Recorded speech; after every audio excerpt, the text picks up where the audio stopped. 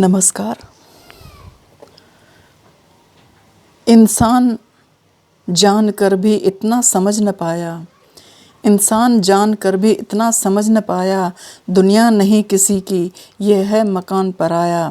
रहने को चंद घड़ियाँ मिलती हैं हर किसी को, मेहमान बन के बांटे इंसान हर घड़ी को। दुनिया ने हर किसी को बस खाक में मिलाया, इंसान जानकर भी इतना समझ न पाया। हर किसी को यहाँ से जाना ही पड़ता है एक न एक दिन, लेकिन उसके बाद दिवंगत आत्मा के लिए प्रार्थना और कीर्तन क्यों किया जाता है? मृत्यु के उपरांत उस दिवंगत आत्मा के लिए प्रार्थना और सद्भावना तथा कीर्तन इत्यादि बड़ी सहायता करते हैं। संसार के प्रायः सभी धर्मों में मृत व्यक्ति के लिए प्रार्थनाएं महत्वपूर्ण मानी गई हैं।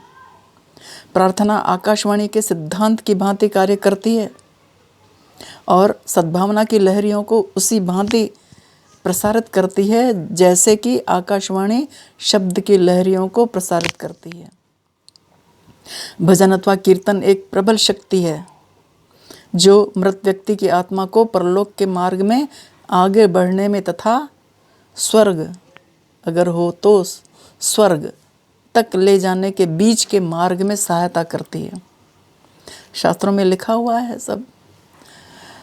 मृत्यु होने के पश्चात तुरंत ही मृत व्यक्ति की जीवात्मा मूर्छा अवस्था में होती है। उसे यह पता नहीं होता कि वह अपने पूर्व के स्थूल भौतिक शरीर से अलग हो गई है।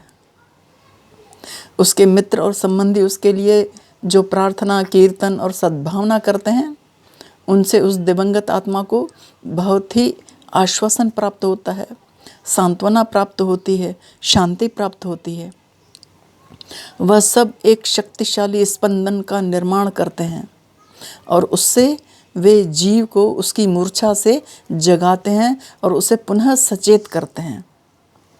तब उस व्यक्ति की जीवात्मा को यह अनुभव होने लगता है कि वह वास्तव में अपने स्थूल शरीर में नहीं है। तत्पश्चात जीवात्मा मृत्यु लोक की सीमा को, एक पतली नदी को पार करने के लिए प्रयत्नशील होता है। इस नदी को हम लोग वैतरणी कहते हैं।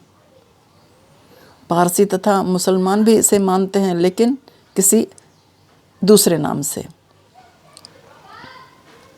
मरने वालों के लिए उनके संबंधी जब रोते तथा खेद प्रकट करते हैं ना, तो इससे उस दिवंगत आत्मा को बहुत ही दुख पहुंचता है और उन्हें ऊपर के लोकों से नीचे खींच लाता है। उसकी परलोक यात्रा में रोड़े अटकाता है। इससे उन्हें बहुत बड़ा आघात पहुंचता है।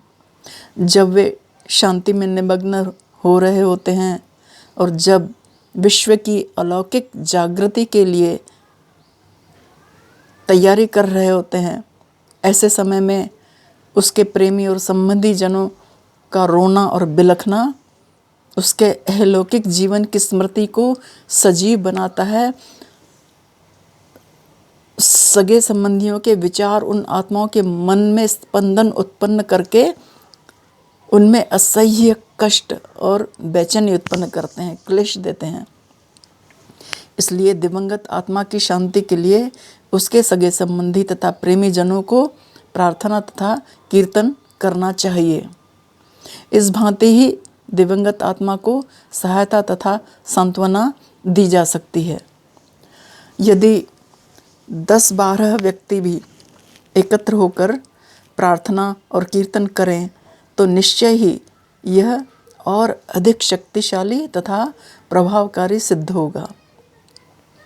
सामूहिक भजन, कीर्तन आदि का अद्भुत प्रभाव पड़ता है। इसलिए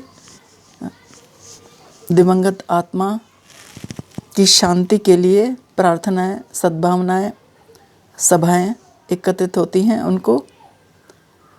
हम उनके आत्मा के लिए, शांति के लिए प्रार्थना करते हैं।